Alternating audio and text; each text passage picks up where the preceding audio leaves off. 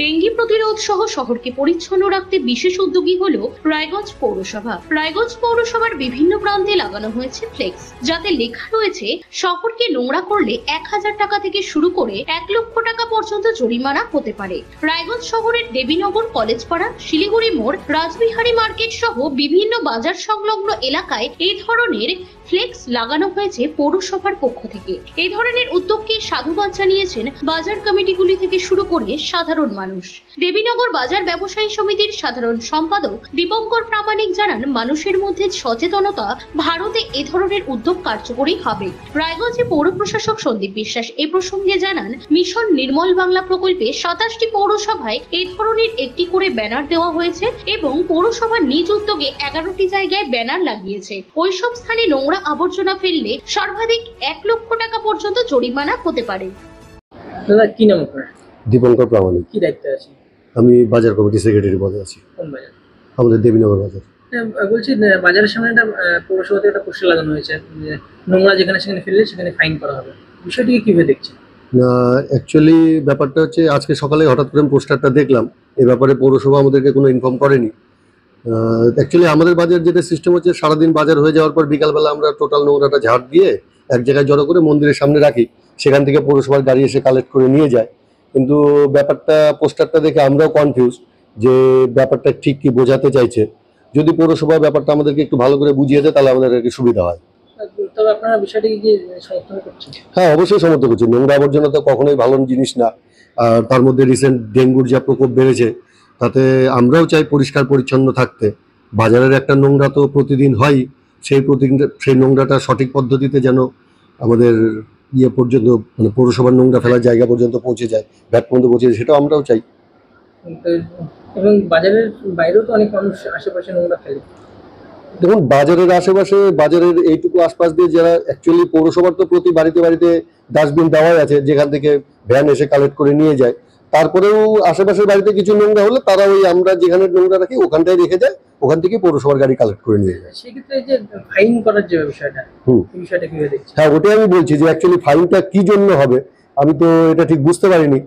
পৌরসভার কাছে রিকোয়েস্ট করছি যেন আমাদেরকে এটা ব্যাপারটা ঠিক মতো একটু বুঝিয়ে দেয়, তাহলে আমাদের সুবিধা হয় বাজার পরিচালনার ক্ষেত্রে।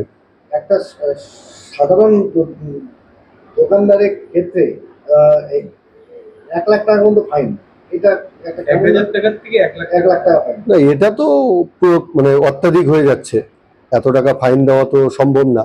তবে অন্যায়ের একটা শাস্তি আছে। আজকে যদি আমি ইচ্ছা করে কোনো জায়গা নোংরা করি, তার একটা পানিশমেন্ট হওয়া দরকার, কিন্তু এটা প্রচুর অতিরিক্ত। দাদা, শহরের বিভিন্ন জায়গায় দেখা যাচ্ছে নোংরা না ফেললে পরে 1000 থেকে 1 লক্ষ টাকা ফাইন করা হবে। বিষয়টা কি?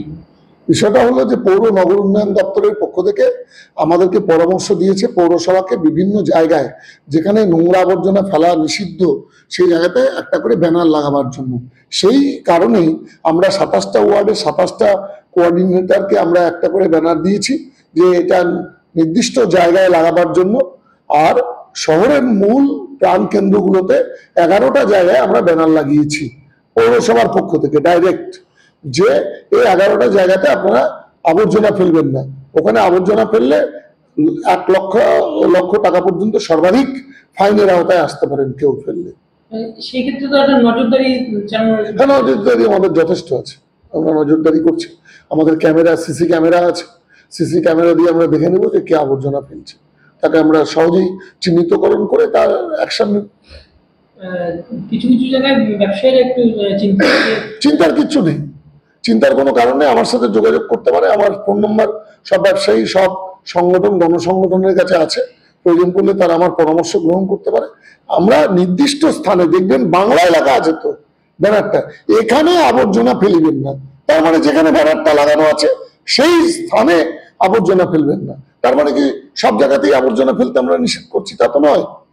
আমরা নির্দিষ্ট যে পয়েন্টে ব্যানারটা লাগিয়েছি, মেইন জায়গায় লাগিয়েছি 11টা, আর ওয়ার্ডে ওয়ার্ডে আছে 27টা।